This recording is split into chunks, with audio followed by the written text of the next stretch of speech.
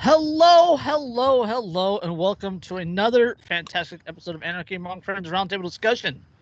Before we get started, let me first remind you that we are covered by the BIPCOT No Government License, which allows for the use and reuse of this podcast by anyone and everyone except for governments and the bludgies thereof. You can learn more about that at bipcot.org. That is BIPCOT.org. We're also protected by Brandenburg v. Ohio, 1969, which ruled that the government cannot punish inflammatory speech unless that speech is, quote, directed to inciting or producing imminent lawless action and is likely to incite or produce such action. Therefore, like 99% of the stuff we say here on this podcast is entirely hypothetical. And even if it wasn't, nobody listens to us anyway, so it's not likely to incite any such action. It's not inflammatory to begin with. We're just fucking roasting government agencies, laughing at them.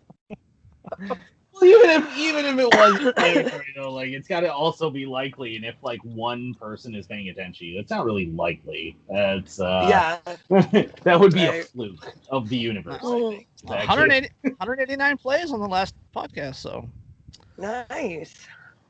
That's high for us.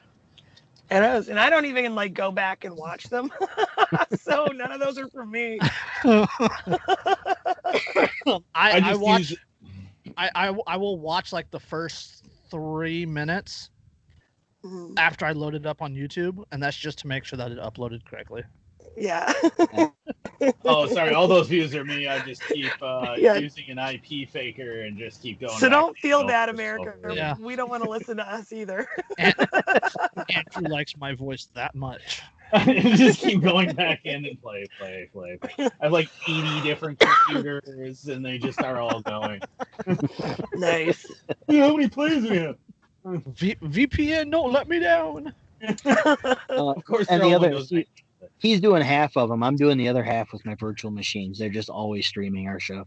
Nice. Look at how many plays we got. 1,000 this time. Wow, that's amazing. How did that happen? I have no idea. Congrats, you earned 3 cents. Oh shit! How much did I spend on electricity? Yeah, we're here. We're definitely here for the money, as the most professional show on the web. We're freaking celebritarians, man. Yeah. I don't care who tells me different. I am popular. My mom is.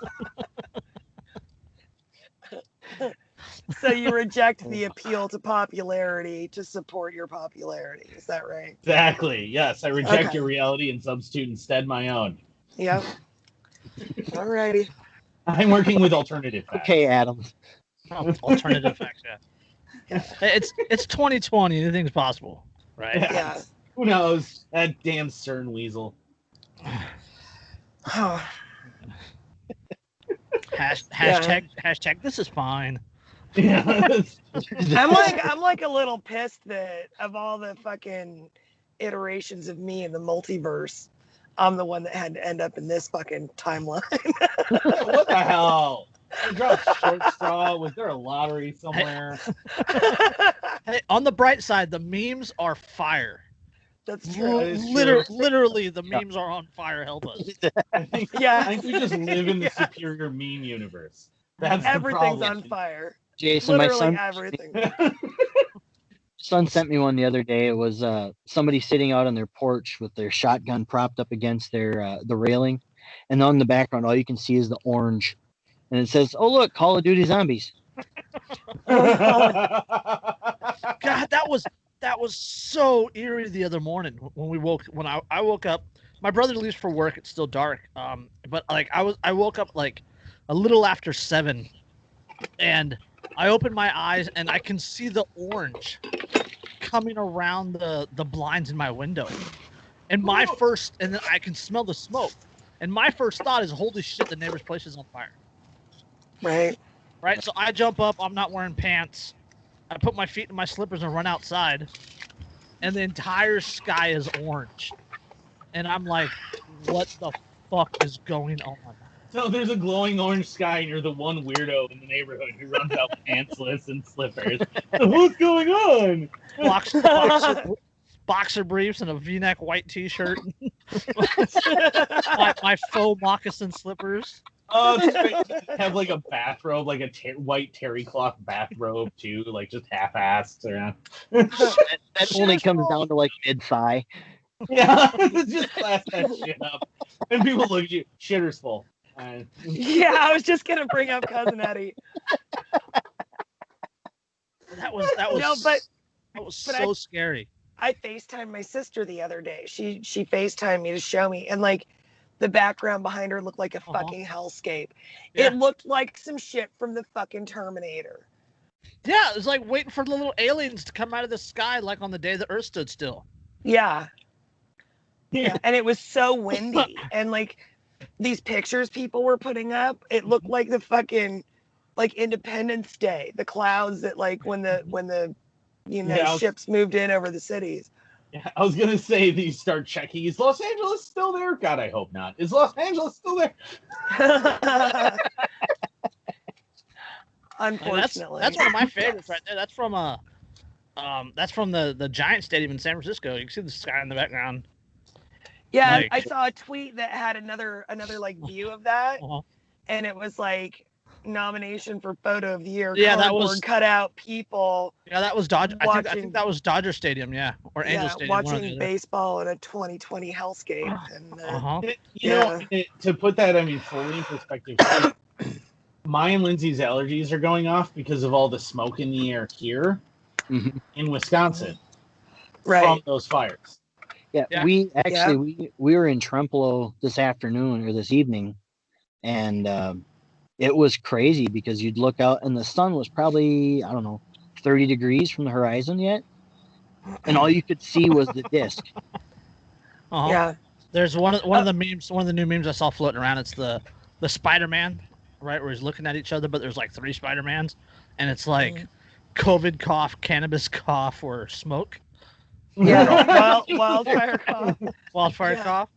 Well, yeah, and this isn't the first time it's happened. A few years ago when like half of Alaska was on fire, if you remember that, because that was situated perfectly on the edge of the jet stream. The smoke was rising, being carried and being all dumped perfectly on top of Wisconsin.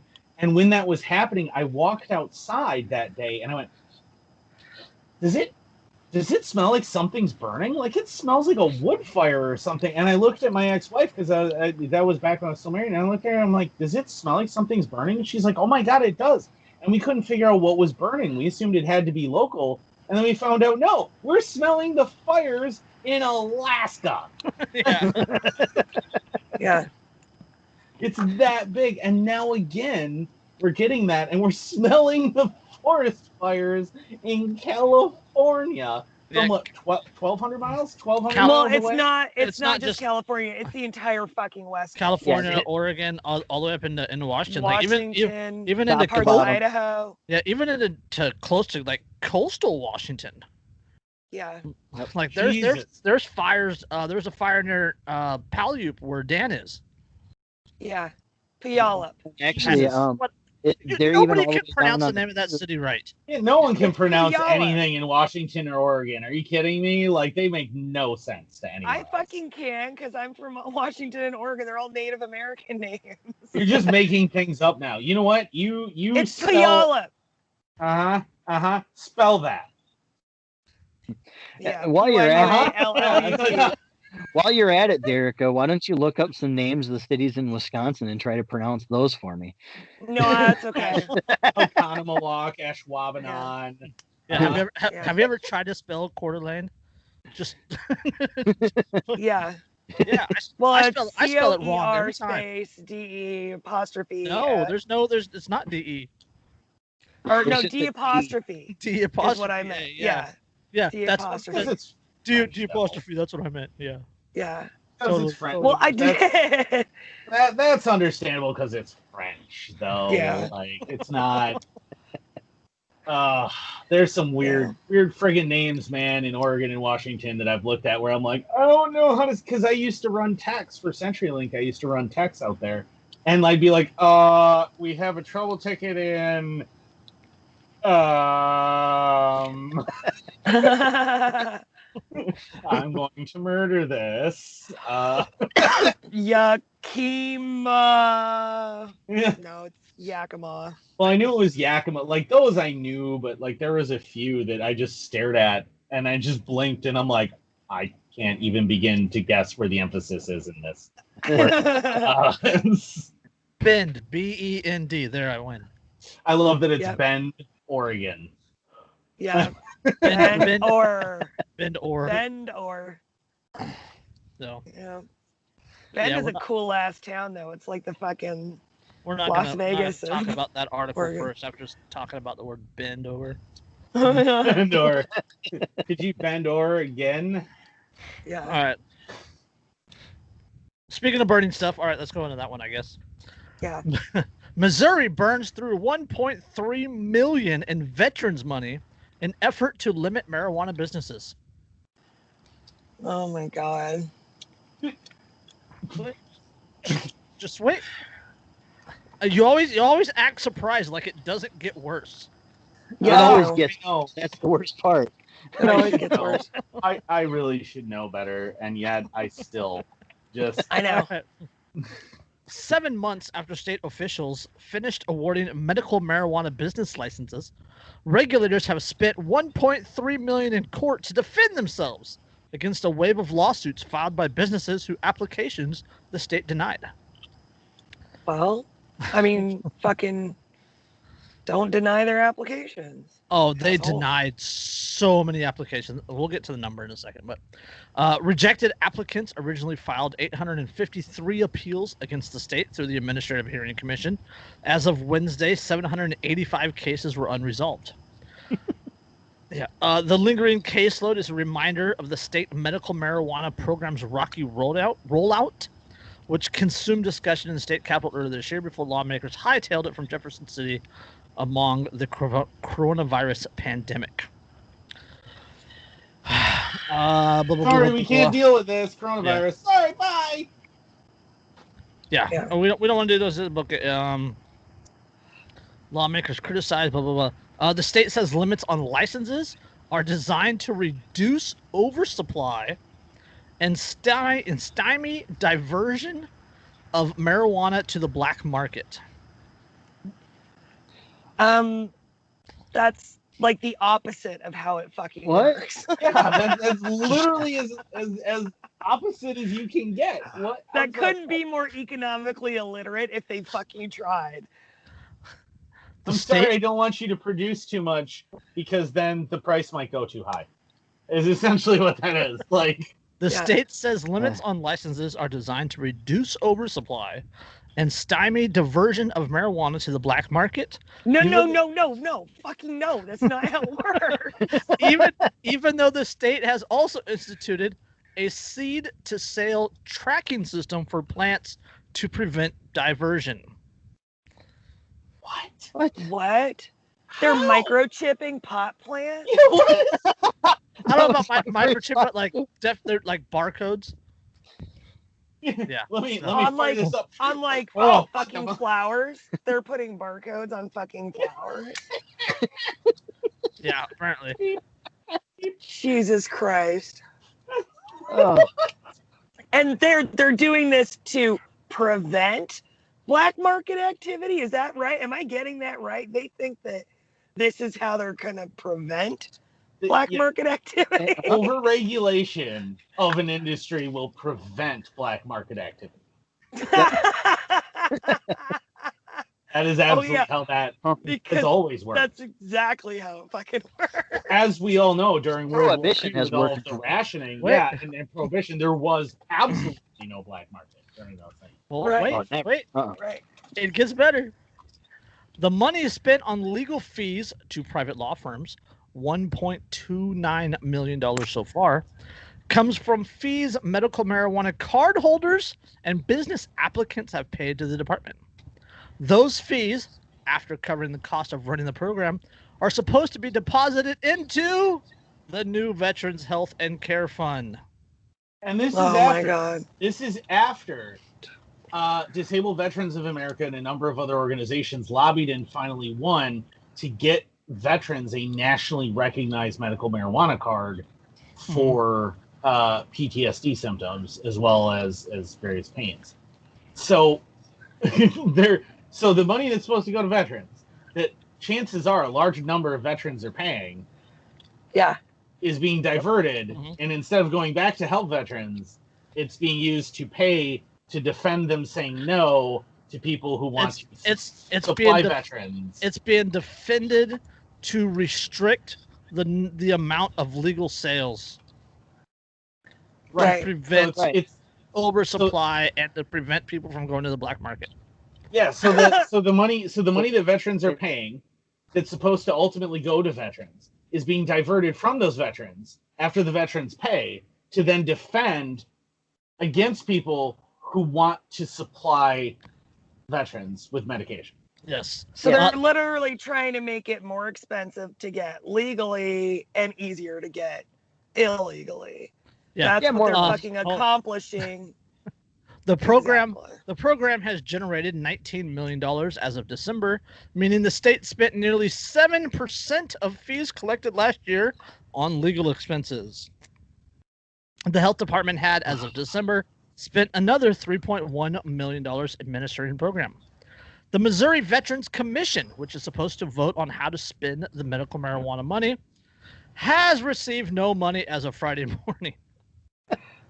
Good Lord. Gosh, who could ever have predicted that the government would promise to use tax money for something specific and then use it instead at its own discretion for something else?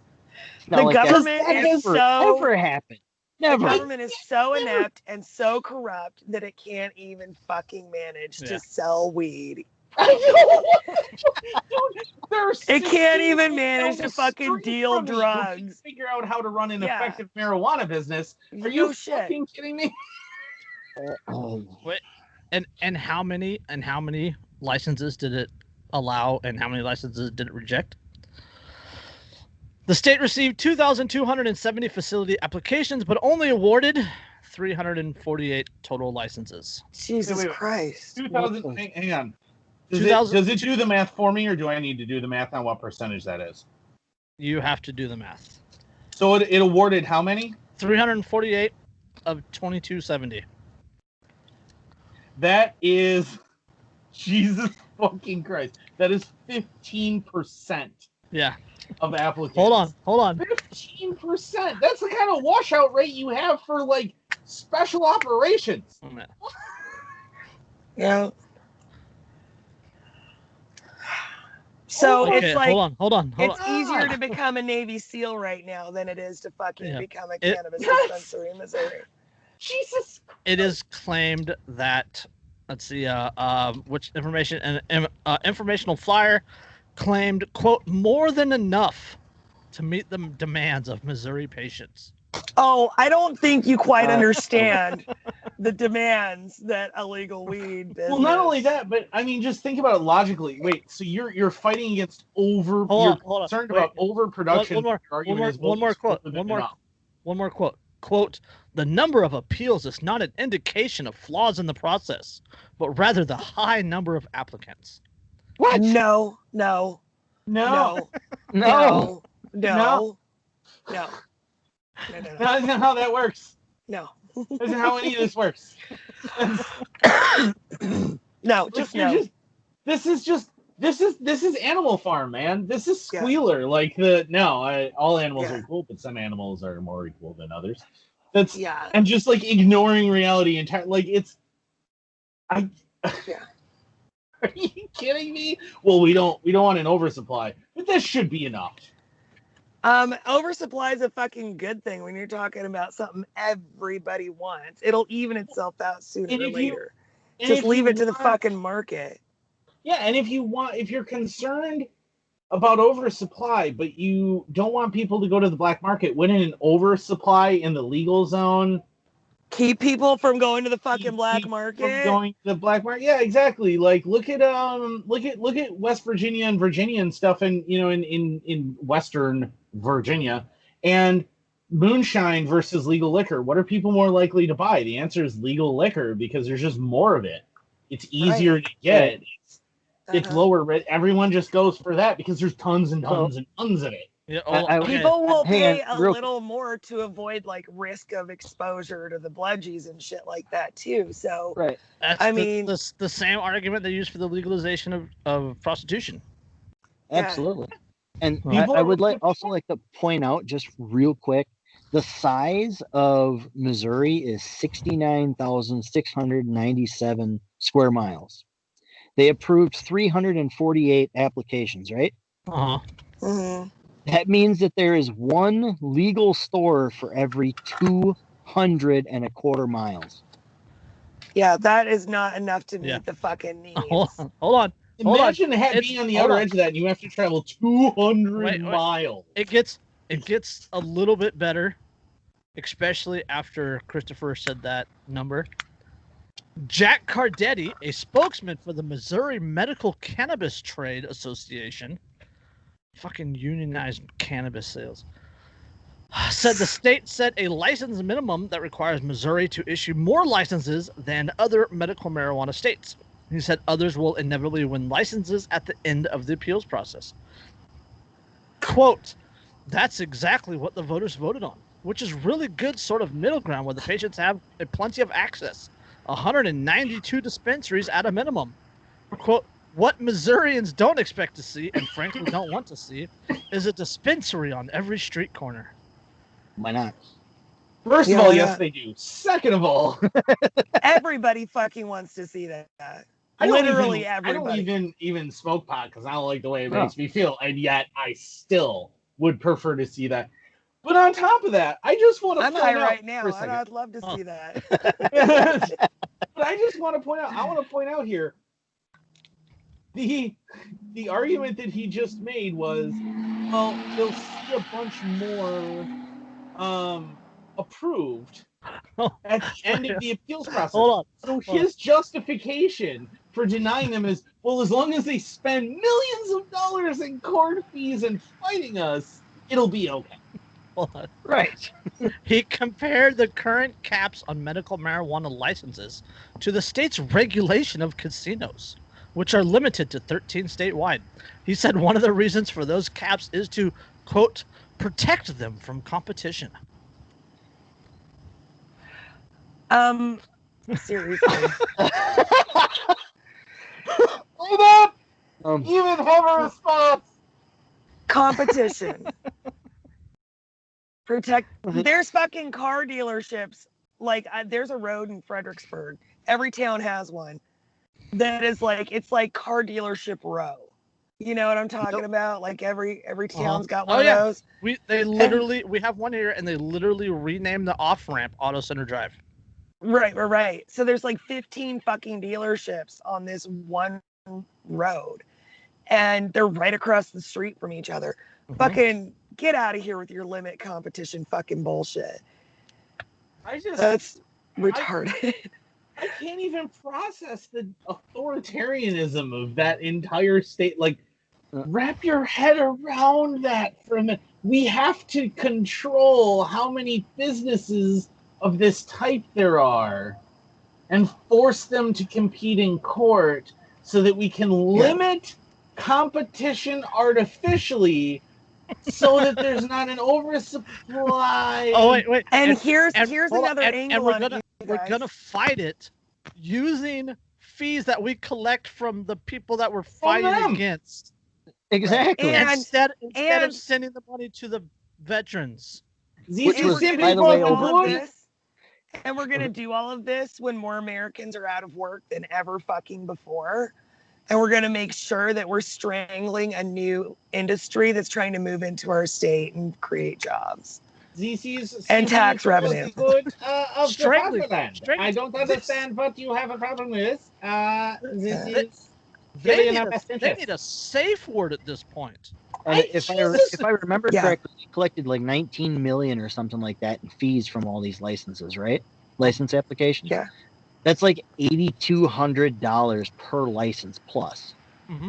Right, which means that you are paying. So you are paying. If you were one of the people who applied for this and you are now fighting, you are paying $8,200 for them to tell you no. Who are fighting you in court.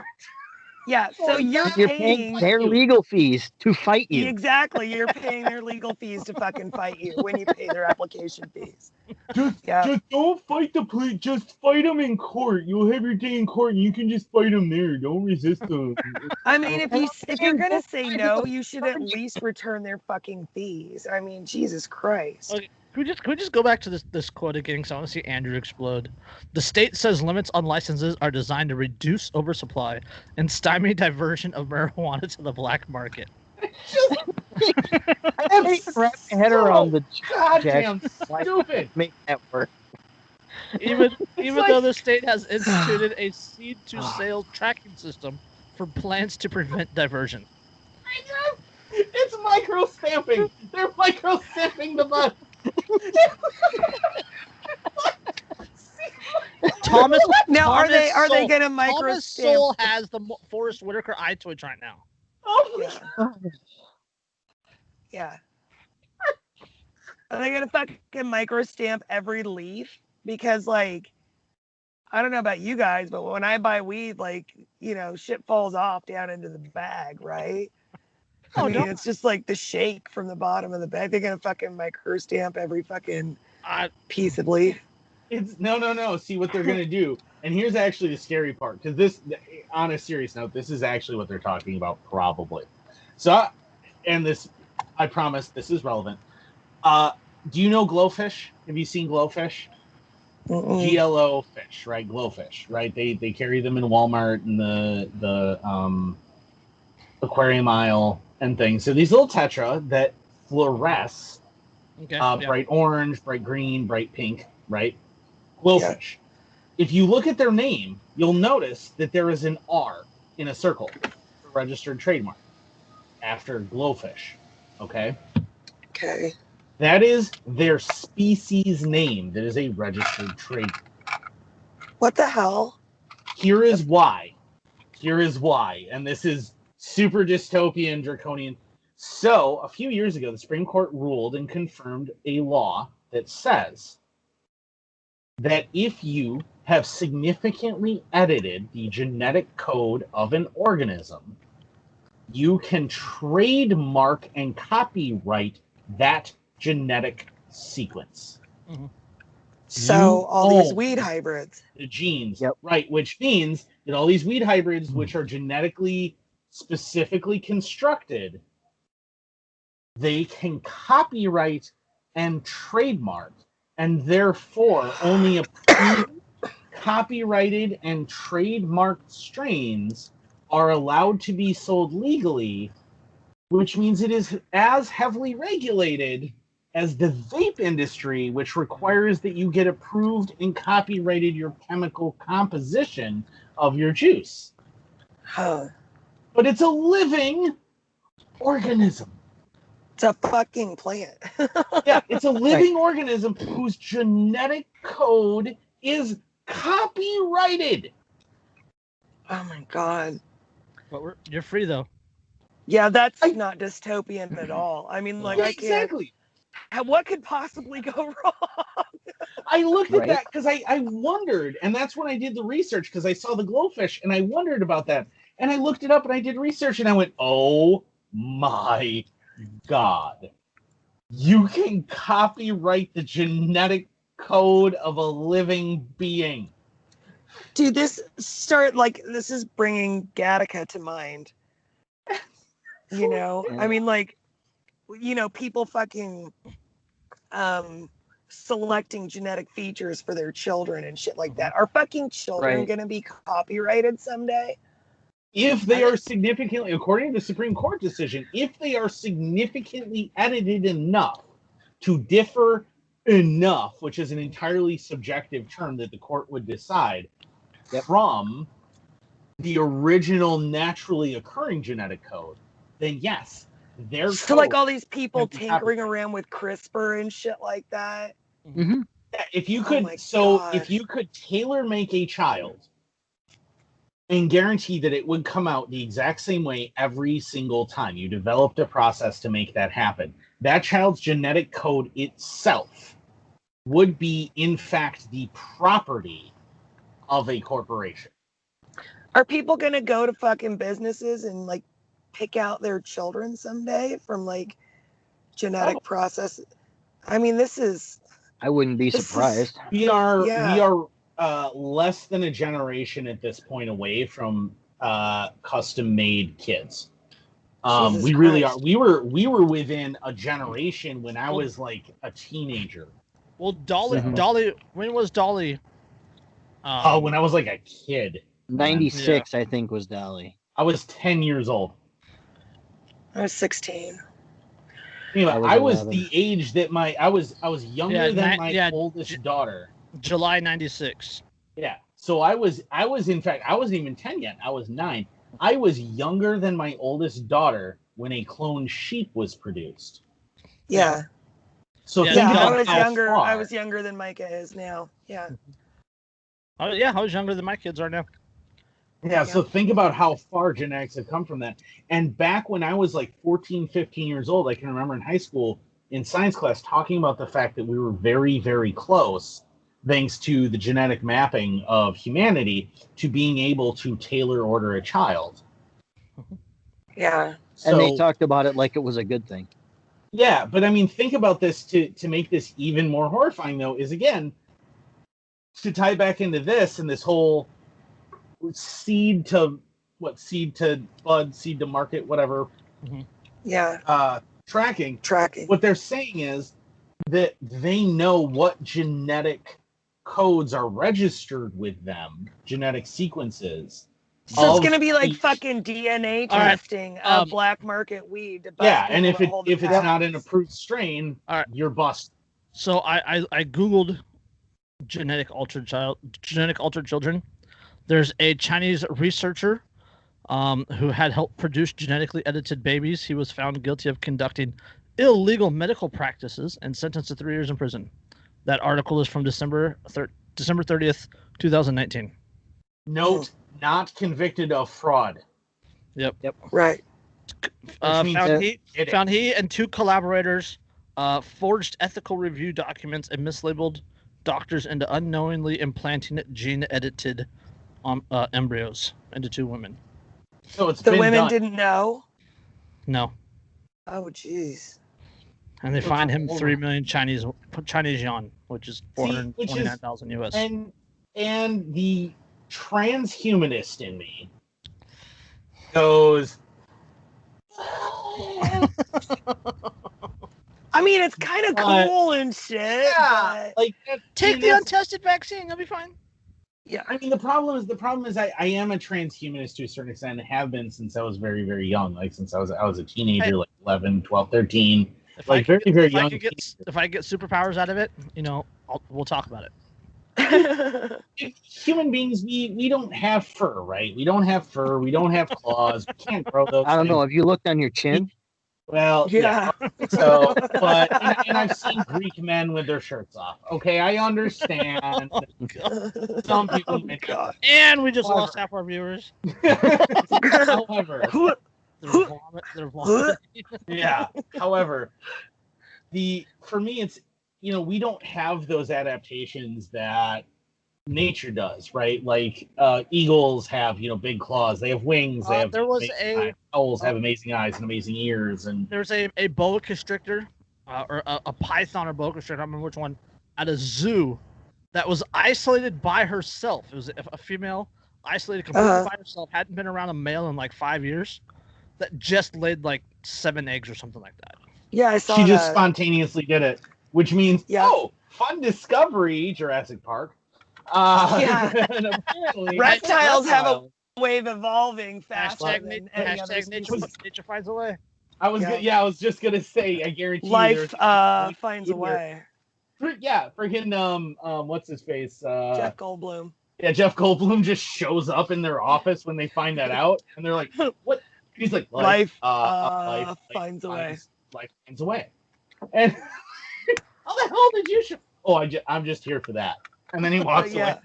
I'm contractually obligated that anytime something like this happens. Anytime this occurs. Always read the fine print.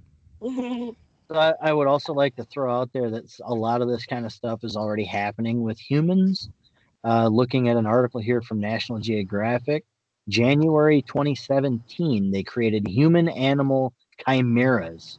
Yeah, the pig one, right? The pig was one of them, and I can't see the rest of them right now. But I am seeing pig was one.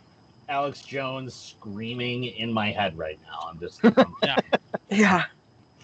But but again, I've been a transhumanist for a long time, so I go, but is genetic manipulation necessarily so bad? And what if we could come up with like cyborg enhancements and all that? Like, is that bad?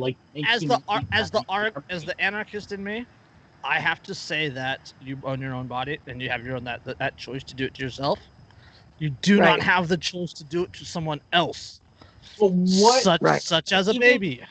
But even if but here's where the moral dilemma gets far more complicated. Here's the rub here, because I am pro-life and I believe that life begins still there? with conception. Yes, still here. Yeah, we're still here. Yeah, we're all still here. Okay. I believe that life happens at conception. So they're genetically altering these embryos prior to true conception. So are they altering someone else's body, or are they pre-altering the ingredients for someone else's body? China might be knocking on your door soon.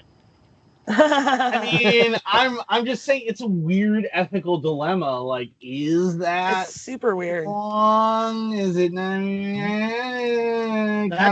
That's a discussion that we could have, but it would take really a whole episode. Yeah, I feel like it's dangerous, but wrong.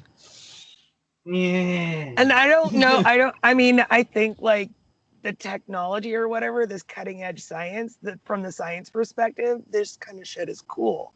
You know, that they can do shit like that. But I don't know. I don't want to live in a world where there's like a fucking superior genetically altered class of humans, and then naturally born regular humans are like a fucking subspecies.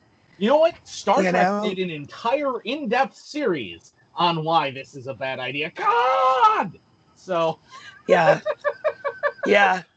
I know. You gotta watch out for those augments, man. You gotta watch out for those augments.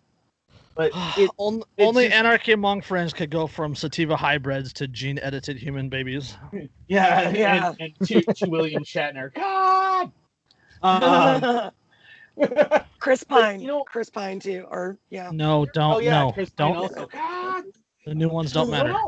No, that wasn't Chris Pine. That wasn't Chris Pine. That was as a the woman, the new ones matter a lot because Chris Pine is Chris fucking Pine. Have you seen Discovery yet, though?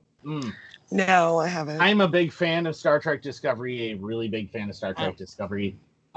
Yeah, but no. So where I was going with this, though, Jerry point, Ryan. I feel you, Jerry Ryan.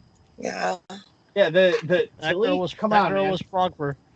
Have you seen Tilly in friggin' Star Trek Discovery? Look at that chick, like boom. All right, bigger than a milkshake. But anyways, so long story short, right? To bring this back, though, the point is that what the implication in this law, on top of all the other draconian shit, the implication here is that they're talking about registration of genetic code. That is. And then what does that become someday? Like, are your children going to be illegal because they're not one of the approved patented genetic codes? And to that point, what was that movie with Matt Damon? Oh yeah, They were on the surface, and the rest of them were up in the Elysium. Yeah. Yep. Yeah, I mean, and to that point, though, keep in mind things like if you think that sounds far-fetched, you could have illegal children because they're in Iceland. Your child has to have an approved name. Well, there's a lot of European countries are that way. Germany was that. I don't know if they still are, but they were for a long time. Yeah, because there was one couple not long ago that wanted to name their kid like Santa or something like that, and the government took the parents to court, and like the court said no, you can't name your kid that. Yep. Yeah. So if you think that this sounds like super draconian, you got to keep in mind that they're already banning names. They're already requiring approved names. What's to stop? Yeah, Elon Musk. They said that whatever the name was, they couldn't do it. Yeah, well, it didn't. It was because it was like a barcode or something. It was like that symbol that's like an A and an E, and then it's some other shit. Yeah. It was like a fucking almost the name like a of that serial symbol? number. Does anyone know? I don't know. I don't know the name of that symbol. I don't know. Yeah. So, all right. So not the segue I was intending, because we went like instead of going A to B, we went like A to R to Q to apostrophe to purple to swan dive to. Right. We have an update on Sean Worsley. Sean Worsley is the Purple Heart recipient, the military veteran that was arrested for the marijuana possession in Alabama as he was passing through. Right. Let's see. Alabama Circuit Court has denied a motion to release the disabled war veteran from jail following his marijuana arrest, citing his criminal record despite offers from pro bono post-traumatic stress disorder therapy, housing, and a litany of community services made available to the vet in advance of the ruling. On Wednesday, Judge Samuel Junkin denied a motion to send Worsley to a community supervision program instead of state prison. Worsley had been arrested for marijuana possession while driving through Alabama, the drug he had been prescribed in Arizona. So, currently, Worsley is sitting in Pickens County Jail, awaiting transport to state prison to begin serving a 5-year sentence for marijuana possession. Junkin's denial came after months of legal efforts to keep Worsley, a Purple Heart recipient, out of prison. Advocates for Worsley's now any release... other fucking prescription. Mm-hmm. Oh, absolutely. Sorry. Literally any other. I was just, any other fucking prescription you can carry across state lines. Anywhere. Yeah. Yeah. Advocates for Worsley's release said they believe he had an ironclad case for his transfer to community supervision. Junkin's denial cited issues with Worsley's pre-incarceration probation and felony charges that he got because the state kept fucking him over on where to live and all this other stuff. Previously, he had been arrested on 2 non-violent marijuana charges and pled guilty, which one of them he pled guilty to because they threatened to also charge his wife. Yeah. So. Right. Yeah, the state has fucked this guy into a corner and then got pissed at him for being in the fucking corner. Mm-hmm. I mean, all of this. Yeah.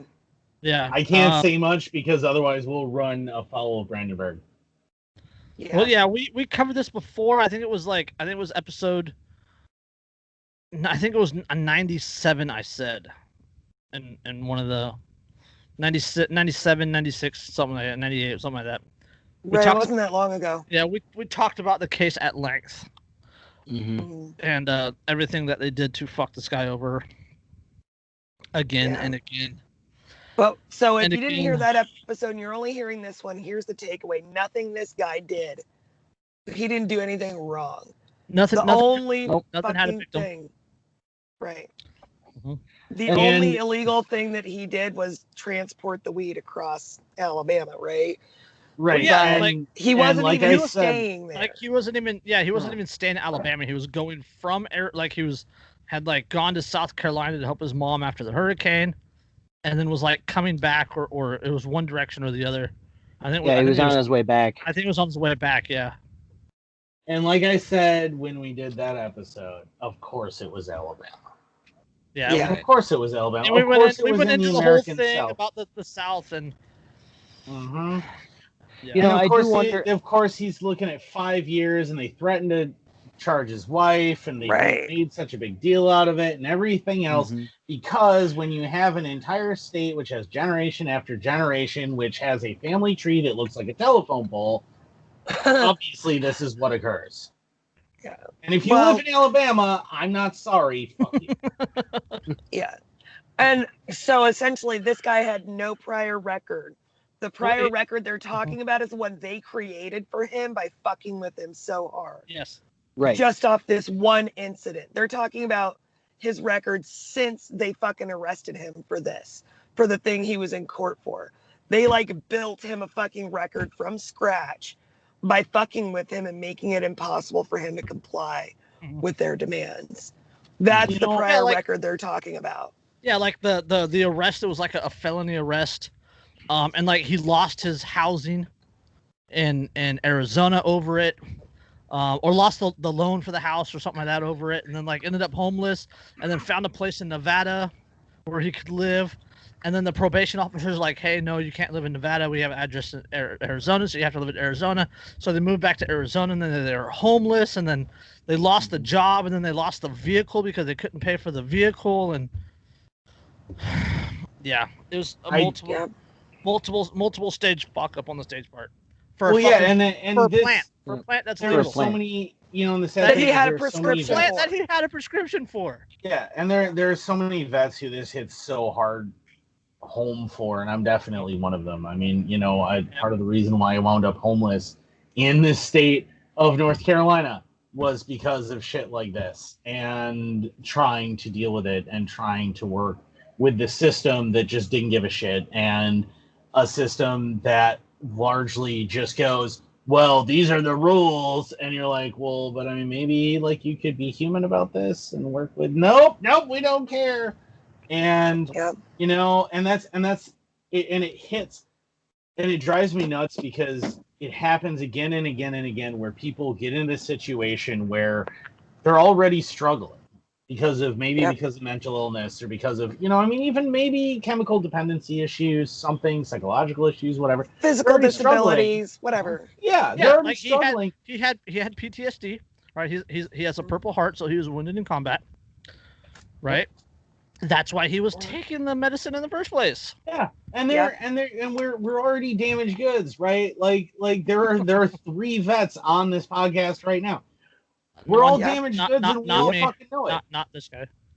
Yeah, we're all damaged goods, and we know it, right? Like we all have problems. It stems from that. I got damaged goods without being in the military. But in our case, it's the state's fucking fault in the first place. It's their fault in the first place. Not only do they fuck you up, but then you're like, okay, well, I'm out of it, and I'd really like to maybe get back into society and try and, but I need a little help. And then they're like, take some medicine for this. No. Yeah, they're like, no, absolutely not. No, you stay down, dog. No, sorry, we can't help you. We're spending our money fighting people who want to sell people medicine. Yeah, exactly. Right. Hashtag what the fuck, Missouri.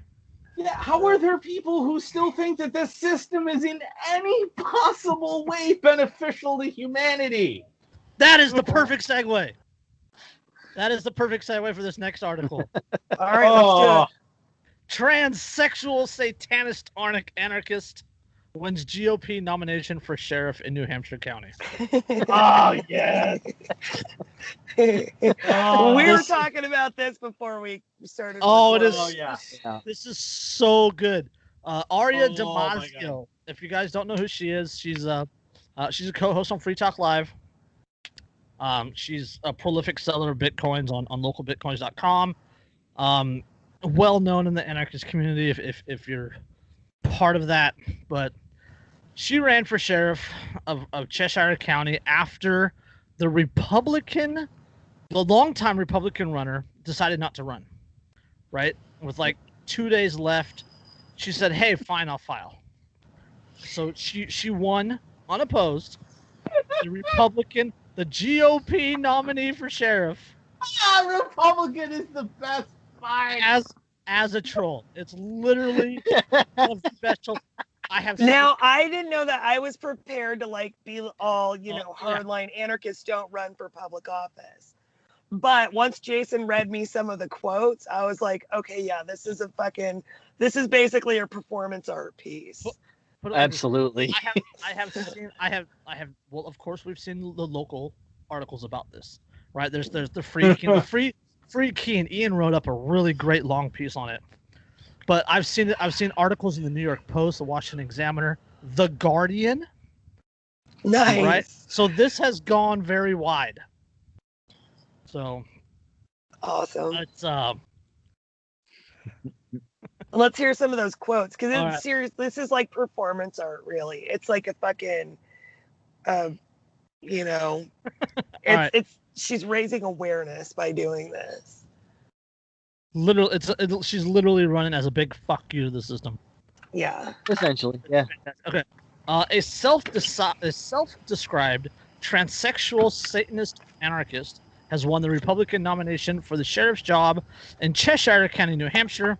A victory she says proves, quote, the system is utterly and hopelessly broken.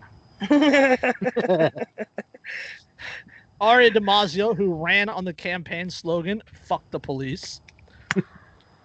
Literally, it's Aria for sheriff, ARIA number 4 sheriff, and the 5-point badge is an anarchy symbol. Awesome. Fantastic. Aria DiMaggio, who ran the campaign slogan "Fuck the Police" and says she had expected to lose the write-in candidate, won the nomination in Cheshire County Sheriff on Tuesday. Let's see. In a Friday blog post, DiMaggio said she opposed the system that allowed thousands of people to walk into a voting booth and vote, quote, despite knowing absolutely nothing about the person they were nominating to the most powerful law enforcement position in the county. Yep. Right? Fantastic.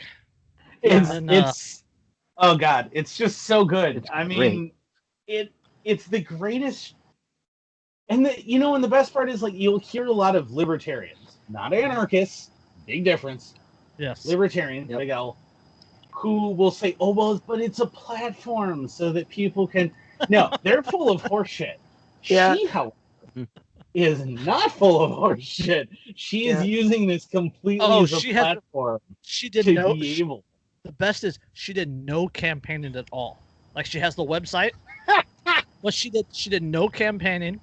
People campaigned on her behalf, put up signs on her behalf, things like that. Like you can buy a sign from her website, but like she did no campaigning at all. She never even attended a GOP meeting. Right? Is she even a member? No. Oh, I doubt it. The GOP. She's not even a member. No, she actually transgender Satanist anarchist. No, I don't think she's a member of the GOP. She actually ran before, but it was under her other name before she had it legally changed. So this time she ran as herself. Okay, this quote's fantastic. Quote, I'm running for sheriff because I oppose the very system, and the sheriff has the most hands-on ability in Cheshire County to oppose that system. The system that let you down by allowing me, the freaking transsexual Satanist anarchist, be your sheriff candidate is the same system I'm attacking. I'm sorry, and I know it hurts to hear, but that system is a lie. It's phenomenal. Hold on. That's the best political speech I've ever fucking heard. Quote, hold on. I am praying to God above I hope she gets elected so that she can sort of a campaign or like an acceptance speech that is just even more venomous. No. Like, I'm so fucking disappointed in every single one of you. You are terrible people. You are the worst. You all I wanted to walk into the department the first day after being elected going, you are all fired. Yeah, you're all fired. like George Washington's farewell speech from an anarchist perspective. Yeah. All right. Quote, the entire thing is a lie. It's broken from beginning to end, and my existence as your sheriff candidate is merely how this reality was thrown into your face. Like, look what it fucking took for you to take even half a minute to examine this fucking bullshit. You know the best part, though? You know the best part is that I know enough Republicans to know that if her campaign sign was slightly less overtly anarchist, without even looking, they would order signs and slap them up on their yard alongside their Trump Pence 2020 signs without any sense of irony whatsoever. Yeah, absolutely. Yeah. Marilyn Houston, the chair of the Cheshire County GOP, congratulated DiMaggio for the victory and told inside sources she, quote, did very well with the primary and that was wonderful. However, Houston said DiMaggio never showed up at the GOP meetings or events despite being invited. Yeah. Right? I wonder why that could fucking be. Yeah. Oh my Right. God. The best part is she's probably gonna win. If it's a primarily red county, she's gonna win Because people are just just gonna see the R after her name when they want to fucking vote. She is going against a 5-time incumbent Democrat. Oh well. So, seeking his fifth. So it's a 4-time. But okay, but Democrats. So it's heavily Democrat. But this is a transgender Satanist.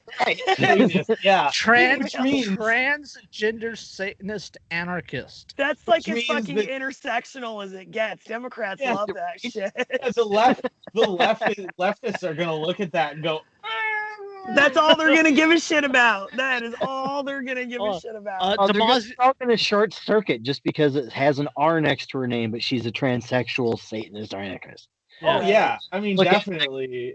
I've seen that. I've seen that firsthand. A friend of mine won, who's a gay Republican, won a seat, in like a county election as a Republican, and it was hilarious because he won in a traditionally Democrat county, and he even laughed at the time because he's like, and this is years ago. I was still involved in the GOP locally and stuff, and like gave a shit, but he laughed about it because he was like, he's not the only gay Republican I know, in fact, Right. but he laughed about it, and he's like, I guarantee you that a whole bunch of these people who voted for me because I'm a Republican are gonna go. They're gonna find out.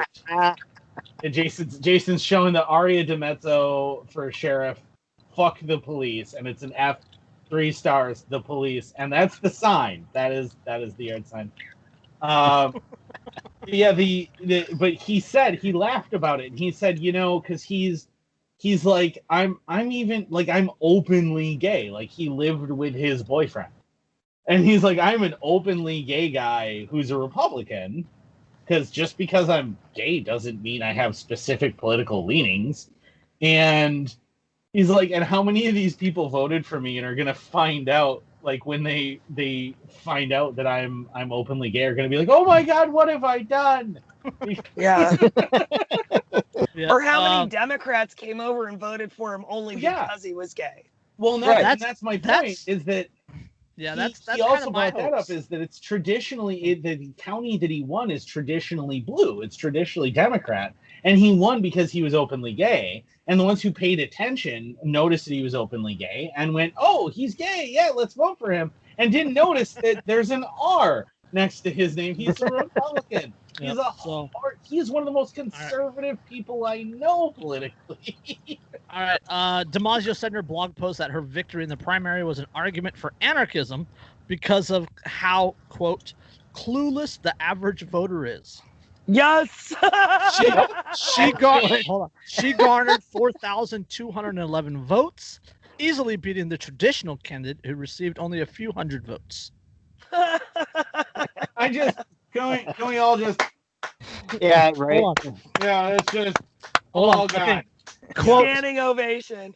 Absolutely. Quote, sweet Satan, how can you not be an anarchist? Between 75 and 80% of the primary votes, the ones alleged to be more politically aware than the average voter, were completely and totally ignorant of who they were voting for. What is the percentage? What is the percentage with the average voter? 90%? 95%? These people are deciding who gets to rule you, she said before calling on Cheshire County to succeed from both New Hampshire and the United States. This is the same kind of shit that Vermin Supreme kind of tries, but it's done so much better. If she wins, can we all just like lobby for her to also win or run for the presidency next? Yeah. Like, for the love of God, can you imagine this message on a national? Oh my God. Just like, you people are all retarded. You have no fucking idea You what have you're voting no for. business No clue. involving yourselves in government. Nobody does. Look at how stupid you all are. Yeah, you have no idea, and yet you feel you're qualified to run everyone else's lives. Look at yourselves. You people are absolute morons. You And ought to they'd be still fucking like, ashamed of yourself. Yeah, she also, and there'd still be the people going, well, yeah. but I mean, you know, it's either her or the other guy. She tells it like it is. Damasio said the GOP in Cheshire County has only itself to blame for her candidacy. She ran in 2008 as a libertarian and got around 3% of the vote. Quote, I shouldn't have won this freaking primary. Are you okay, Andrew? I should have gotten crushed. She tells it like it is. They only have themselves to blame because they're all fucking morons. Damasio wants to end the prosecution of drug crime, sex work, illegal immigration, and anything else she says that does not have an actual victim. She says in a lot of ways, she's to the left of Rivera. Quote, I'm way more liberal than he is. There's tons of things people get fined for, arrested for, that don't actually have any victims. Yeah, most of it. Oh my god. Exactly. Fucking win. Dude, she's gonna win. What is she gonna Because she do? tells it like it is. I know. But I mean, she's like she's gonna attract the left vote and the right vote, and she's gonna attract the right vote solely because she has an R next to her name. Yeah. But she's And gonna because she's for the GOP. For the GOP though, she's that where they can go, well, I voted for a transsexual Satanist, so see, I'm not a bigot. Right. And like, all right. Yep. I want to read these like 2.5 paragraphs from her website. This is from one she posted. What's today? Yesterday she posted it. Anarchist, shemale, tranny, libertarian, fuck the police, free talk live, Bitcoin reform, satanic church, Black Lives Matter. It's all there. None of it's a secret. I couldn't possibly have been more upfront about who I am or my position on things. Did none of you pay attention to the election 2 years ago when I criticized Eli Rivera for not going far enough with his sanctuary policy? Did none of you remember the 6-foot-tall tranny who ran for sheriff and then city council? You could have easily looked at the sample ballot prior to the election, and you could have simply looked up the candidate in a search engine. By doing so, you look like a good citizen in a range, which probably would have been appalled and probably wouldn't have voted for me. I wouldn't have begrudged you for that. I was, after all, rather upfront about it. I went into it expecting that I would lose the primary to a write-in candidate because I didn't think so many voters were just ... completely and totally oblivious about who they are voting for. Because of the fact that you didn't bother, you trusted the system, you trusted the establishment, you trusted the party, you felt safe. You were sure that there must be some mechanism in place to prevent this from occurring exactly what just occurred. Your anger is misplaced if you direct it at me. Please listen.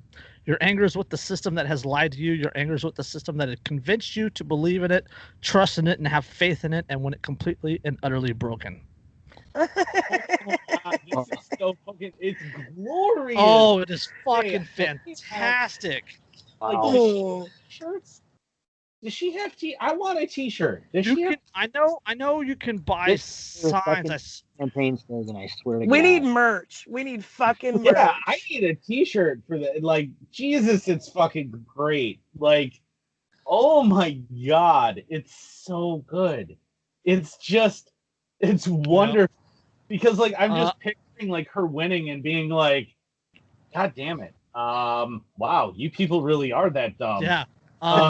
She's going to stand there and be like, I'm going to tell you right now, I'm not going to do 90% of this fucking job. Yep. It's just not going to get done because I don't think it needs to be done.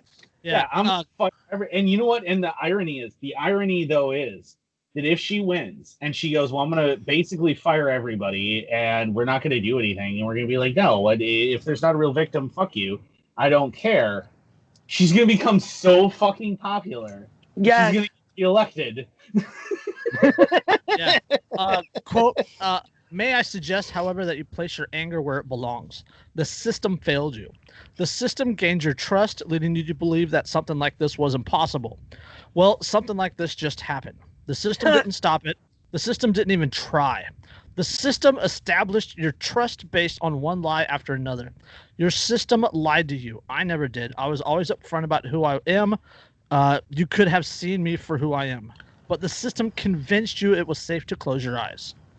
It's a good time to consider anarchy. I would suggest that. The system you have, it's clearly broken. For Lucifer's sake, I'm your sheriff candidate. That's bolded. How much more evidence do you need that the system is utterly and hopelessly broken? Remember that I am just the most drastic example. What of George W. Bush and Dick Cheney? Two mindless war hawks who exploded the national debt, inflated the currency, destroyed countless lives, and nuked a thriving economy. What of Donald Trump, a Democrat who won the Republican nomination for president for exactly the same reason I just won the Republican nomination for Cheshire County Sheriff? It's all a lie. It's all broken. I hope that I have convinced you that your anger is misplaced if you are angry at me. I didn't do this. I didn't ask you to trust me. I didn't ask you to, quote, vote blue no matter who, or whatever equivalent slogan Republicans use. The system did. You should be angry. You should be practically foaming at the mouth in rage, livid at what just happened. The state failed you, not me. The party, the Republicans, the state of New Hampshire, the United States, the entire apparatus that you believe in, they failed you. I was honest. They weren't. Yep. Fucking goosebumps. Yeah. Oh my god. That is fucking awesome. So perfect. That is, yeah. And the best part is when she gets elected, and I'm thoroughly convinced she will be. When she gets elected, she's going to say the same things. And then people are going to go back and look and be like, oh my God, what happened? How did this person get elected? And she's still going to be like, I've literally never said anything different. I've been pretty upfront with all of this. You just didn't want to be bothered with paying attention, which I think should tell you something. Oh, God. So. Oh my God. Oh, Jesus. Now, I know that she's transgender, but I gotta say that's some pretty big dick energy. It is, seriously. Yeah, it is. Dude, my dick ain't that big. Yeah. That is big dick energy right there. I do not have the balls that took. I don't. That is. So Jesus. as fantastic as this has been, the local reaction to it was not as nice. After receiving international press coverage for her campaign for sheriff, local trans activist Aria DiMaggio's car was thrashed earlier this morning. Damage included multiple cuts to the cloth top, slashed tire, and the entire passenger side being spray painted with a giant penis and the word fag. And if you would like to donate to the GoFundMe. There's a GoFundMe. I will link it in the description. To help fix that, because she definitely deserves the help. And she said she had it. She said she had it on video from security camera, but that she was not going to go to the police because she's a principled anarchist. Yeah, but there's a victim. But this is a victim. Yeah. This is destruction of property. This is a victim. I would also point out that, I mean, if she gets elected, if I were the person who was elected, I would personally go after them. That's plain and simple. Actually, if I wasn't elected, I think she should release. I think she should release the video that it should take its course. Yeah, Yep. Slap that up. Let everybody see who it is. See their face. You know what? Dox them. Fucking throw up their name, their address. Be like, this is the person who did this. And just let what happens, because that is justice. Yeah. Mm-hmm. But transsexual satanist or Satanist anarchist. See, the thing is the reason that people do that, right? The reason that people do that to people's cars and things is because they think that they can sneak around at night and they can do this, and then they have anonymity. It's the same reason that people with anonymous, like, YouTube accounts and anonymous, back when you could have an anonymous YouTube account, and anonymous, like Reddit accounts and things, think that they can be so nasty and so horrible to other people. Is that, well, there's that anonymity. Well, show them that they don't have that anonymity. Right there in their reality, like who they really are to their friends and their families and things and make them face like this is what this person is really about. Right. Like, don't go to the cops because you don't need to. Just destroy their livelihood, because the reality is that the moment that comes out and everyone knows who they are, if they work for like any business that isn't a local business, or they don't work for themselves and they work for a corporation, like a national one, that national corporation will fire them. Well, not only that, but the whoever did this had to be local to her, right? So putting that information out there, putting this picture out there, ostracization is like one of the most powerful tools that the anarchist community has. Yep. Right. Absolutely. And we unfortunately underutilize it, and we allow absolute pieces of shit to run things in our little community. Yeah. I mean, really, you know what she candidacy should, and she should put out the video and just have it be a very quiet, very, one of those professionally done bit where, hi, I'm Ari D'Amato. I'm running as a Republican for county sheriff. This is what someone just decided to do to my car. Photos of the car. And here's the person who did it. Show their face. Show their information. Put it on YouTube and just let it go. Yeah. Just let that run its course. Yep.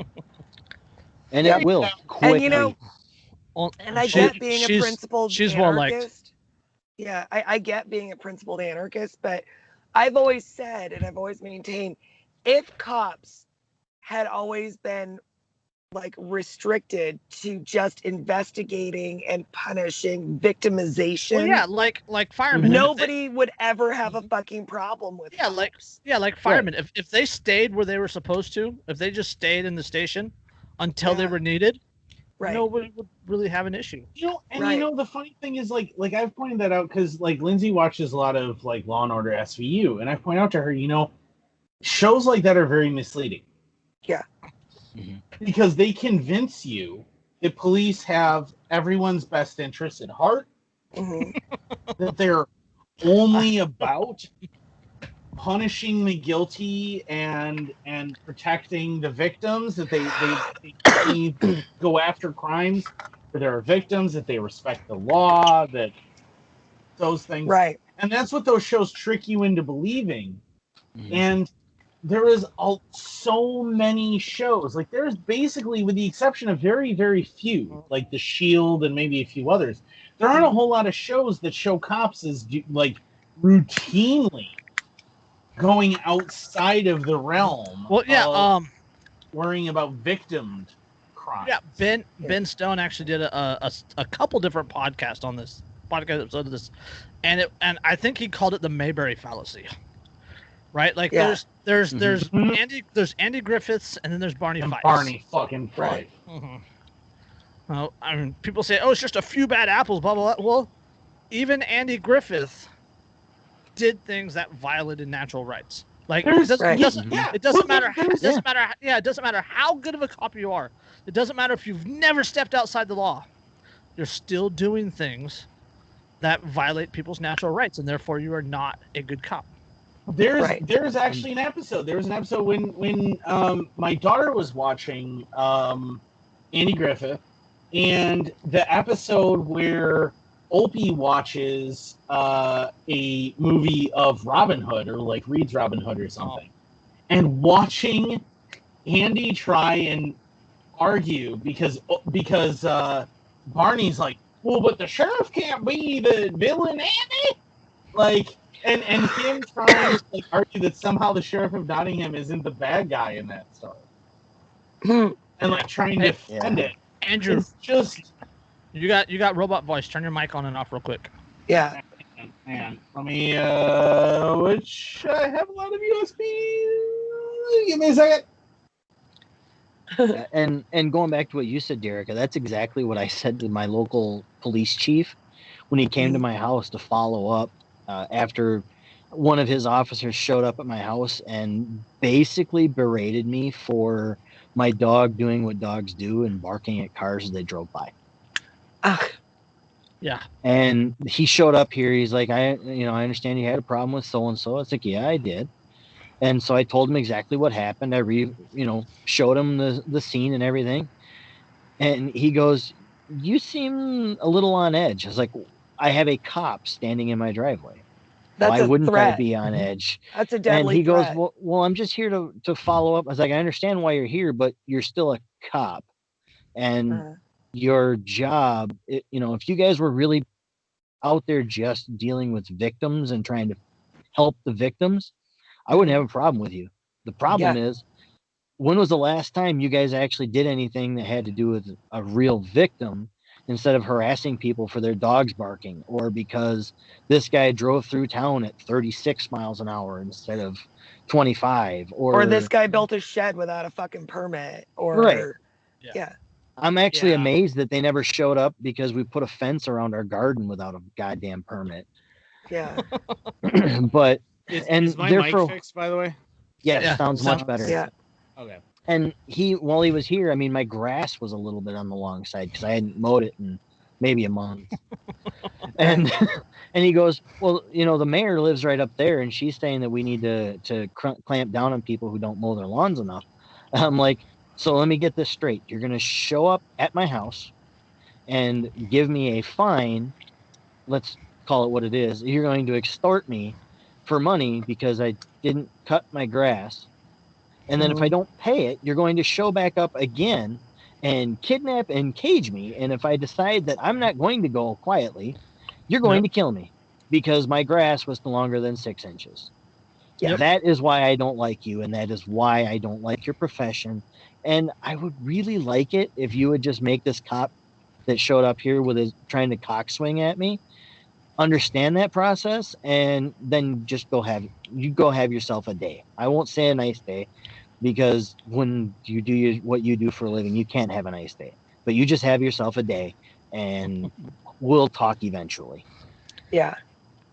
Hope your underwear turns carnivorous and consumes your genitals. May the fleas of 1,000 camels infest your genitals. Yep. Yeah. So, if literally, and that's always been my thing. If all they did was like help people who've been victimized, help them get justice for it, and stop predators from preying on other people in the community, literally fucking nobody would have a problem with them. But they are the predators in every fucking community. And that's why we have a problem with them. Yep. Thank you, Captain Segway. Okay. Yeah. Her neighbors called for help. When cops showed up, they attacked a domestic abuse victim. Uh-huh. The young woman who answered her apartment door in an oversized AC/DC t-shirt had scratch marks on her neck. But she insisted she was fine when Williamson County, Texas Sheriff's deputy responded to a call of a concerned neighbor about a possible domestic violence.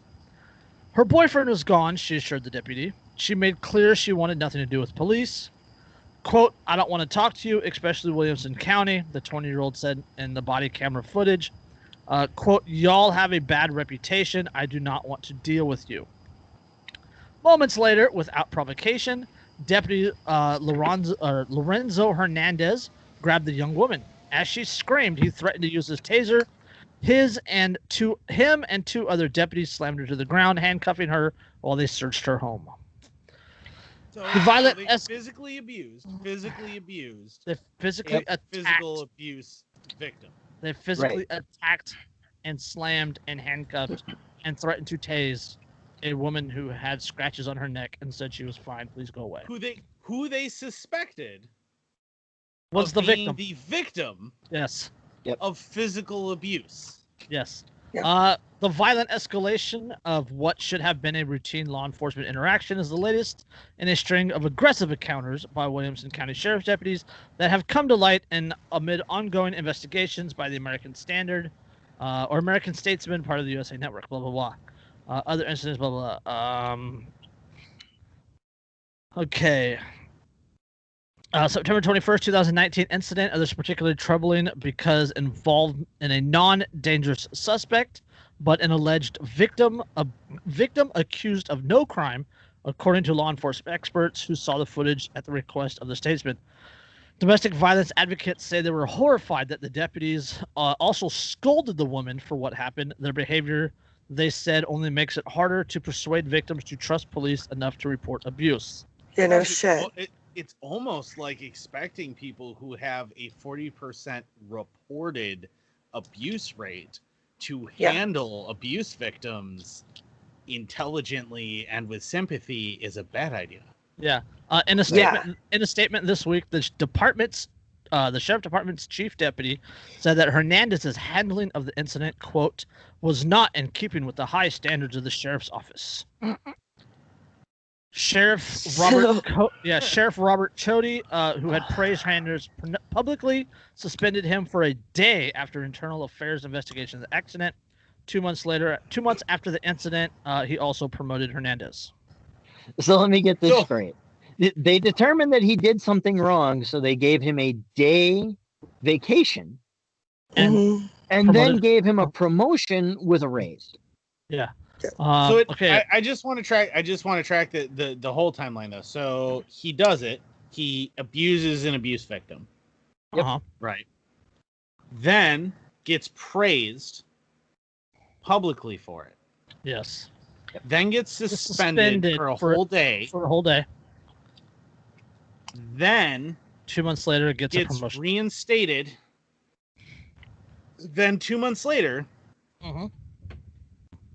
he gets a promotion and a raise. Yep. Yes. For abusing an abuse victim. Take a deep breath. Save the anger. I haven't even read the incident yet. It's gonna get even worse. But I just want to hammer on one point real quick that was just brought up is, I mean, at the rate that cops abuse their own fucking wives, chances are if you call the cops for a domestic violence altercation and 2 of them show up, odds are pretty good that one of them at least beats his own fucking wife. 40%, right? 40% reported. Yeah. Because keep in mind, how likely are you to bother to call the police over domestic abuse when your spouse is the cops? Yeah. Okay. The incident, as deputies converged on the suburban apartment complex at 7:23 p.m. that Saturday evening, Deputy Amanda Prairie was the first to contact the victim. A woman led her to an apartment with a green door and a mat that read, quote, "Hope, Love, Joy." Quote, "She begged us not to call," the neighbor whispered to the deputy. So then why the fuck did you?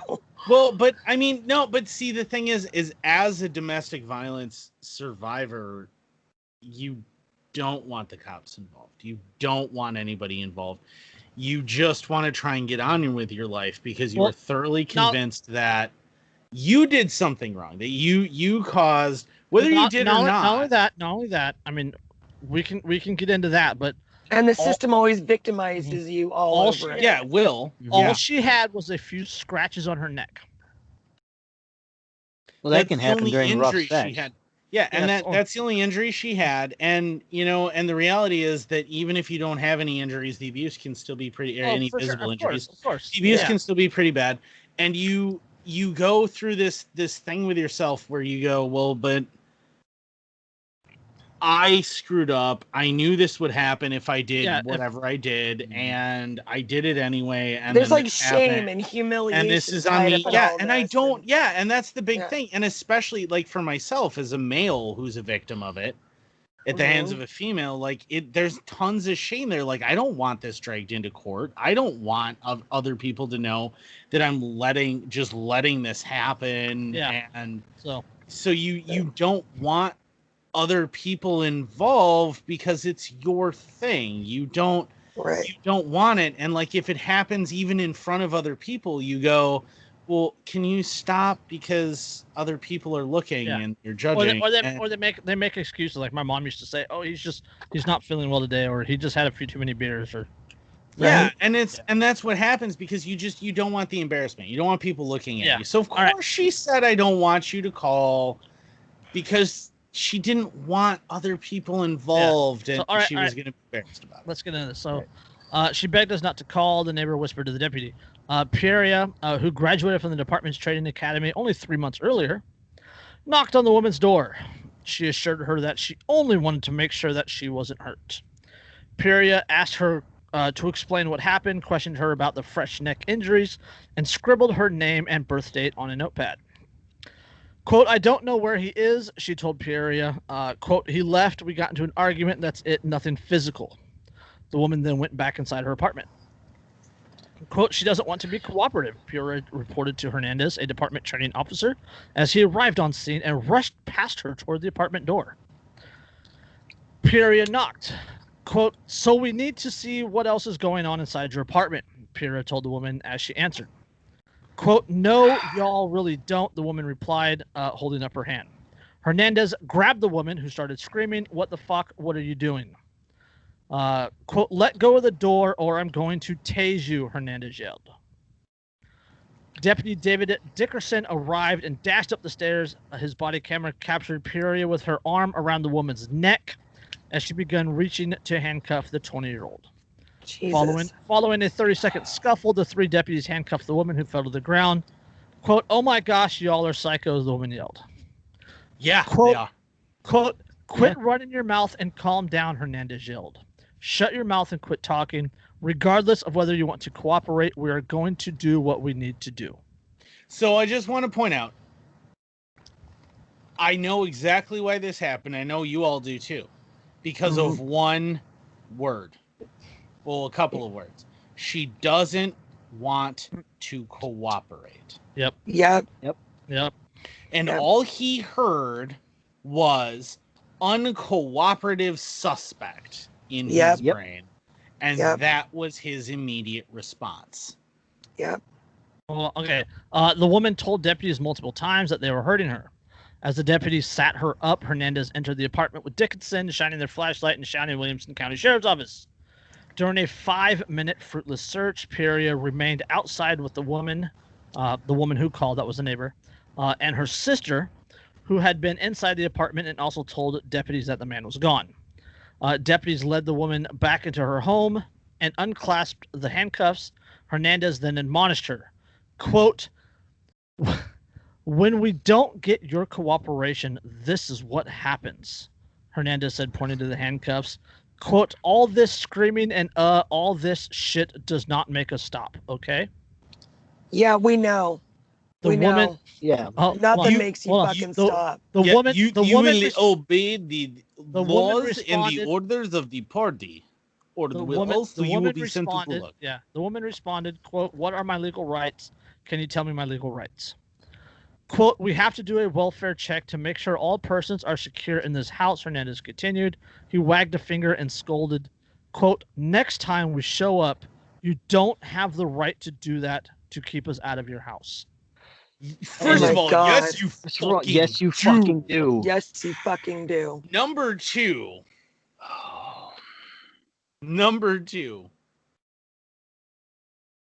Like, one, yes, you absolutely have the right to keep them out. Number two, what you motherfuckers just did. Yeah. Was you re-victimized far more traumatically and permanently. Yep. An abuse victim. When the case jacket landed on the desk a couple days later of Sergeant Troy Brogan, whose job was to assign new investigations to a brigade of detectives, was immediately troubled. Quote, I'm reading Peora's report, and I got to the part where it mentioned her head hit the ground with a thud. And I was like, why was nothing done? Watching body camera footage increased his concerns. Quote, I have had that situation, and I don't know how many times. Brogan said, quote, you explain. I have to come in. I have to check. Let's see. Freaking refresh. Well, there's I have to come in. I have to see who's here. And there was none of that. It was, quote, get out of my way. I'm the boss. The whole thing was uncalled for. Exactly. There's a difference between some of the older cops, right, who have been around the block a few times. Mm-hmm. And I'm not saying that there's such a thing as good cops. Don't misconstrue what I'm saying. What I'm saying is there are cops who have dealt with enough of this, who have seen it enough that they understand that when you're responding to a domestic violence call, you have to be sympathetic. Even if the alleged victim is uncooperative, you have to be sympathetic to them because, of course, they're uncooperative. They're not just afraid. And I can tell you from having had cops respond to my own domestic violence things that I was the victim in, you're not just afraid of like you going to jail if you're the guy. Right. Even if you were the victim, like you are afraid that you're gonna go to jail because no one cares about you. But it's also like you're worried that you're like, but because domestic abusers have this ability to control your brain to make you think that I can't survive without this person. So you're afraid of them going to jail. So what you need is a sympathetic voice. And a lot of these guys who have been around for long enough are like they know that. So they're sympathetic and they're like, no, hey, just talk to me. Tell me what's going on and what happened. We can keep you safe. Yeah, we'll take care of you. And that's what you could do.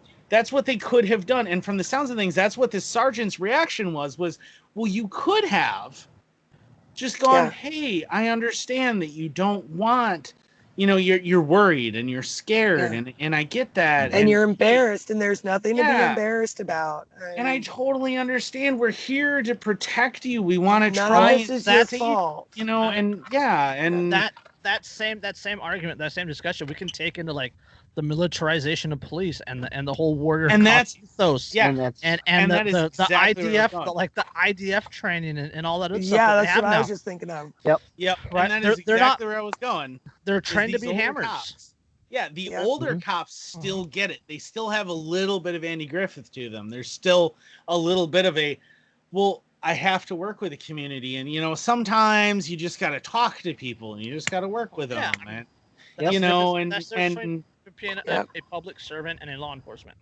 Yep, but the newer guys, and then he's reviewing this footage of these newer guys who are just like, I am the authority, right? They're fucking Cartman. Yeah. Right? As a hall monitor, they are Cartman. Respect my authority. And they're going, and as soon as they show up, they go, oh, you're uncooperative? Coffer, taser, nah! Yeah.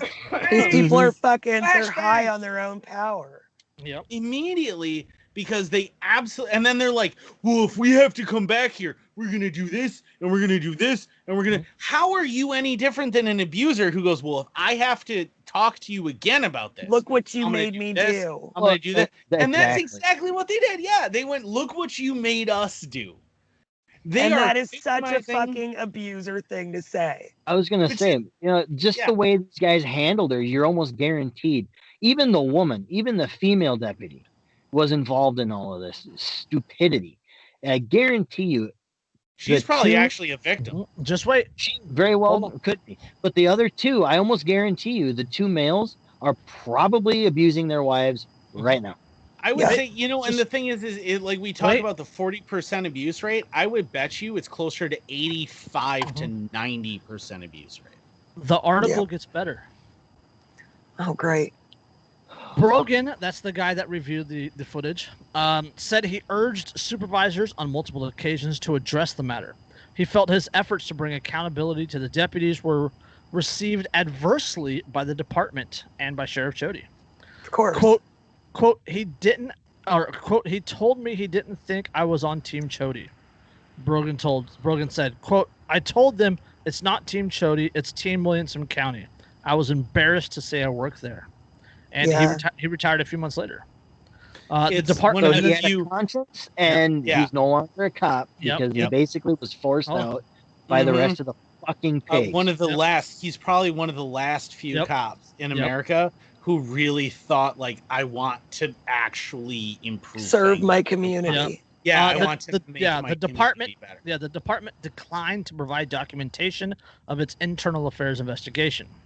In a statement, Chief Deputy Tim Riles said, quote, his failure to properly de-escalate the incident is unacceptable. Hernandez was removed from being a field training officer and was ordered to receive additional training in addition to that single-day suspension. So this guy was training other officers. Yeah. He was promoted 2 months later to detective and is currently investigating property crimes. So hang on. So actually, well, I mean, he was training other officers. Detectives don't have the same kind of interaction with That's the true. public as beat cops But- do.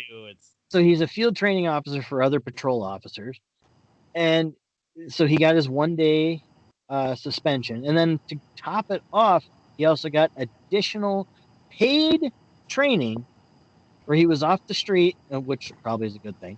But I mean, he received additional paid training to re-educate him, and I guarantee you it did nothing. Hold on. It gets Yeah. better.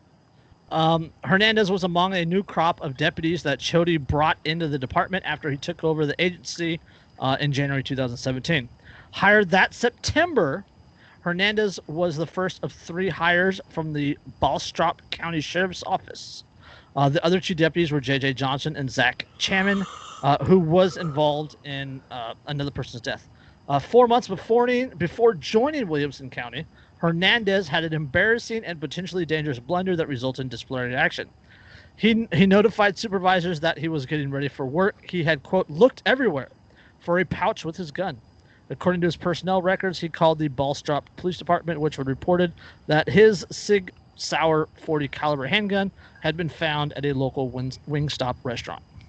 Jesus Christ. Oh my God! he left his gun. Yeah, Hernandez later explained that he had gone there to eat with his family. He told supervisors that while grabbing leftovers, he inadvertently forgot the gun. He was suspended without pay for 12 hours. How does that happen? I d- How does that happen?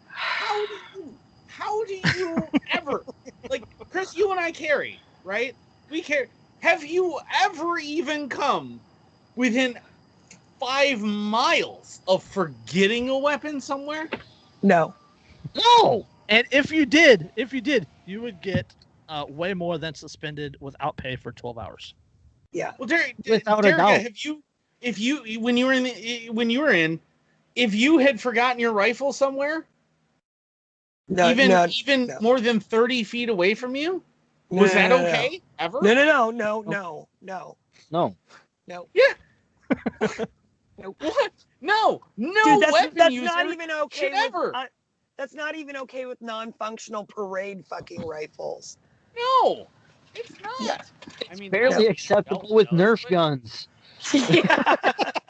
Are you kidding me? Like, And imagine, yeah. he forgot his pistol At a restaurant. at a restaurant and got suspended without pay for 12 hours. For Jesus 12 Christ. hours. For 12 hours, one and a half shifts. And Put this in this perspective. was. Go That ahead. weapon- And then I'll. This weapon this could was have been 4 just months. picked up. This was 4 months before being hired at the Yeah. new sheriff. So to put this, he could have. So any random person could have just picked that weapon up. A child. A child could have picked the weapon up, and presumably because he's carrying it, right? He's concealed carrying it. So it's loaded. It's chambered, loaded, cocked. Yeah. Yeah. Any child could have figured out how to shoot themselves with it. Yeah, and it's a SIG. Or It was a somebody SIG else. 40 caliber, 6 hour 40 caliber duty gun. So I'm assuming it didn't have a manual safety. Right? Maybe it had a trigger safety. Yeah.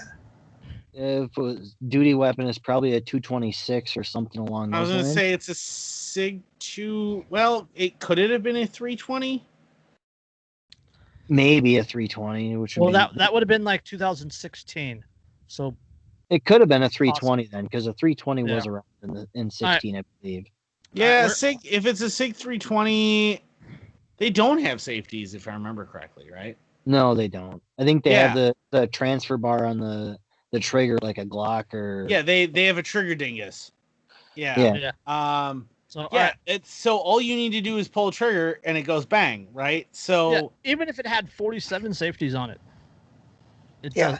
it's a mute. yeah, it's imagine not okay. imagine if I mean, and think about this, like imagine if it's a child rapist, right? Multiple child rapist, he's out on parole, he sees that gun sitting there, he grabs it, and then he uses it to rape his next victim. Right. Your irresponsibility could have contributed to the victimization of untold That's other very true. people. He might have gotten 3-day suspension for that one. Yeah, a whole whopping. Like, All right. Jesus fucking. All right.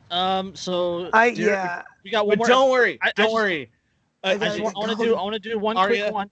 Hang on, don't worry. Aria DiMezzo is not wrong about, or is wrong about the whole police thing. No. It's all about safety, and everyone has your best interest at heart, and the system is totally okay. Yeah, And I know. what I Hold was on. gonna say Time really out. quick. Time out. No. Yes, it's time, but we have to do one more article because Derica is getting really tired and she has to go. She has little kids put to bed. Yeah. But we have to do this one more, real fast, just because of how dumb it is. Okay. Mid-Michigan family ordered to move pool away from the lake that isn't there. Oh yeah. So instead of remembering where their duty sidearms are, instead of fucking helping victims of domestic abuse, this is what cops are spending their fucking time doing. Making people move pools that are too close to a lake that no longer exists. Julie Moss and her family thought it was a great idea, an outdoor pool to enjoy the warming days at their new home in Gladstone County's Tobacco Township. But local officials disagreed. They told Moss that the pool purchased last month violated zoning rules stipulating it had to be 25 feet from the water's edge. Or at least that's where it would have been, except for the canal facing their, quote, front yard is empty, and nearby Wixom Lake was depleted following historic May storms that led to 2 dams failing and massive flooding in much of mid-Michigan. It's not clear when or if the dams will ever be restored and the lakes replenished, though estimates suggest it could happen within 5 years if all goes well. Moss risks fines for keeping her pool up because she said she's not backing down. Quote, it doesn't make any sense, she told the Detroit News. Quote, how do you find a normal water's edge and 25 feet from water that's not even there? Yeah. Right. It's like a Monty Python sketch. Oh, you're too close to the lake. But there's not one. There is. No, there's not. But there's a lake on my map. Yeah, but it's on the map. I don't see it. I'm pretty sure that's just grass. No, it's there. It's on it's the right map. there. It's no. The lake is dead. It has ceased to be. But it's on the map. Were it not on your map, it would currently be a prairie. I don't know. Yeah. Moss, her husband, and their 11-year-old son last month moved from Freeland in nearby county into a ranch-style home they bought at a bargain price. The previous owner, she said, couldn't find buyers amid the coronavirus pandemic and the record flooding that washed out other houses nearby. They figured the property would no longer be considered a lakefront residence, but missing water. Moss sought advice from the region's 4 Lakes Task Force, a nonprofit involved with maintaining local waterways, about installing a 4-foot-high temporary pool the family already had. Hearing no problems, they labored, sometimes with neighbors' help, to add a sandy foundation to boost up the new swimming spot. Later, on August 28th, to resolve the question from another neighbor about their home's property boundaries, Moss had a surveying company come out. It wasn't until 3 days later that she received a business card from the township zoning administrator, John Snydensticker, Snydensticker.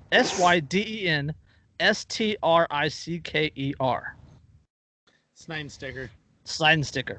When Moss called him, he told her she should have sought a permit, and per zoning rules, the pool needed to be 25 feet from the water's edge, even if that meant the distance to an empty canal that was once part of Wixom Lake.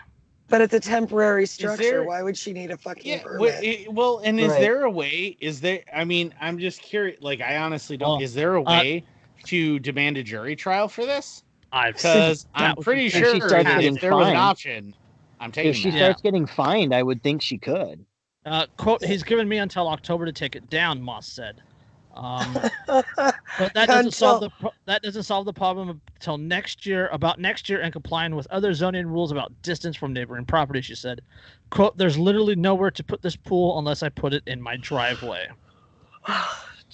Well, Moss also pointed out language that the zoning administrator showed her doesn't specifically say pools. It specifies fences that must be 25 feet from the normal water's edge. Quote, if I'm water. not considered to live on a lakefront, then you can't go after me for some 25-foot rule that pertains to a fence. Right. Yeah, there's no fence around my pool, so fuck you. Right. Yeah. No, that's just. I mean, the bottom line is, so what people need to realize. Strident Stricker said that the township's ordinance remains in effect, even though there's no water in the lake. He said that the rules are in place for safety reasons, and even though the lake is currently just muck, the water will be back. Quote, it also plays into things like access during emergencies. And normally all the houses in the neighborhood are waterfront properties. Things like pools affect their view of the lake. But it's on their property. What? What? It's on their property, literally out their back door. Right? Right. There's behind the house. There's the back door. There's the pool. This is absurd. What are you telling me that a bunch of firefighters are going to show up and go, well, normally I know how to put out this fire, but there's a pool there, so now I am completely confused. Are you kidding? They're going to stick the damn pumper truck in the pool and drain it to put out the fucking fire. I've literally actually seen that done. What is Jesus? Are you fucking? There is no. There's no possible way that a logical human being can find. How does a logical human being do the mental jumping jacks required? First off, logical human beings don't join government. Well, yeah. Have you guys read the book, ideally, or seen the movie Hitchhiker's Guide to the Galaxy? Absolutely. Right? I love it. Yeah. Really? You ask that question of this group? I know. Well, I'm just telling you. Don't panic. You've got to have bypasses, haven't you? Like, that's what it is. Like, this is like that book in that scene about the bypasses captures everything that is this right here, where none of it makes any sense. None of it is relevant. None of it matters. It's absolutely absurd and irrelevant to the present circumstances. Yeah. And that's the thing about government. A person can't be that stupid. It takes several people working together to be that fucking stupid. What is it? None of us are as stupid as all of us, or something. Yep, none of us can be as stupid as all of us. Yeah. Which also ironically applies to grunts.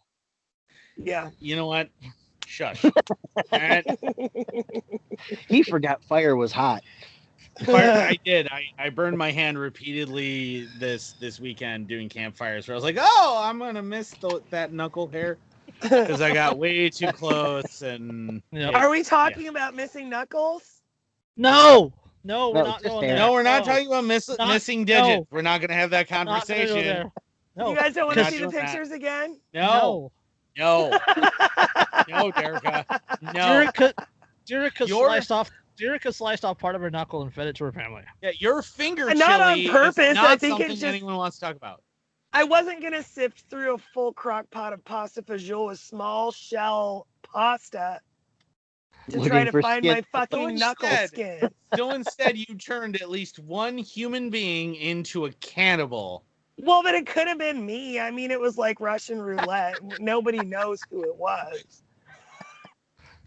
See? You see? They're all cannibals. Yeah. All right. You know what, Hannibal Lecter? But I can bend my whole. I can bend my whole fingernail. Yeah. Hashtag Derica Donner. Yeah. Yeah. Well, no. See, and that's one of those. I love that meme that says, "Don't mess with Texas. Fuck you. Don't mess with Wisconsin. We fucking eat people." And Jeffrey Dahmer. Although that was also Ed Gein, who was also from Wisconsin. But the Donner part is like 90 minutes up the road. Or up the road. Donner party 50, 47, 30, 12. 8. Yeah, 8. Never mind, they're well fed. They're going home. Yeah. Now serving Fred. Yep. Yeah. That's a double entendre. I gotta get going, guys. It's getting late. Yep. All right. You guys got anything else? Make your plugs real fast. Buy my book. I said fast. Yep. Buy my book. Buy Erica's book, link in the description. Check out Inked Anarchist Hootenanny Roundup, my Facebook page, as well as if you want awesome beard products for your glorious beard, if it's as glorious as mine, or even if it's not and it's short, they still have stuff for you. Check out thebeardstruggle.com, and if you use code InkedAnarchist15, you get 15% off of that. And also check out my other sponsor, Poppins Patches, who's currently doing an awesome giveaway for a wood chipper patch. Yes, they have a wood chipper Save the Children anti-pedo patch, and the proceeds from it are going to a charity to help child trafficking and things like that. So Nice. Yeah, so make sure that you check those guys out. And it is a badass looking patch, by the way. Oh yeah. Like if you look at it, it's a wood chipper, and there's like some blood splatter on it, and like going into the chute is like the triangle pedo sign symbol. Nice. And then there's blood splurting out. It's fantastic looking patch. It's awesome. Yeah. The Poppins Patches is freaking fantastic. I will recommend it endlessly. The dude's awesome. Everybody who's about to get in the mail in the next few days patches from me, who asked for the free patches, including the free Joe Jorgensen patch that he sent me to give away. Those are all from him. Those are all Poppins Patches, man. Those are his designs. He is fantastic. Check out his site. Check out his Facebook site. Yes, I will link those in the description. And then, I'll also link Aria's website as well as the GoFundMe. # Aria for Sheriff. Yeah. This has been episode 10 something. I don't know. We'll figure it out. We'll catch you next time. 100. Yeah, we'll catch you next time. Peace. Peace.